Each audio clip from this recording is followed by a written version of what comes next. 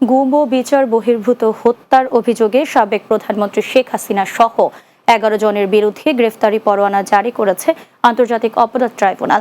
মামলার আসামিদের আগামী ১২ ফেব্রুয়ারির মধ্যে গ্রেফতার করে আদালতে হাজির করার নির্দেশ দেওয়া হয়েছে। সোমবার প্রসিকিউশনের আবেদনের পরিপ্রেক্ষিতে বিচারপতি গোলাম মুর্তুজা মজুমদারের নেতৃত্বাধীন ট্রাইব্যুনাল বেঞ্চ এই আদেশ দেন।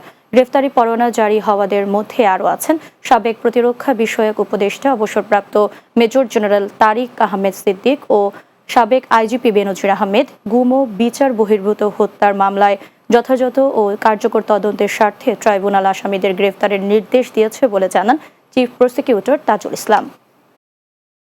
পুলিশ থেকে শুরু করে বিভিন্ন গোয়েন্দা বাহিনীর কিছু কিছু সদস্য যাদেরকে প্রলোভন দেখিয়ে, প্রমোশনের লোভ দেখিয়ে, বিদেশে পাঠানোর লোভ দেখিয়ে নানানভাবে পুরস্কৃত করে পদক দিয়ে তাদেরকে দিয়ে এই সংঘবদ্ধ সিস্টেম্যাটিক ওয়াইড স্প্রেড এই অপরাধগুলো করা হয়েছিল।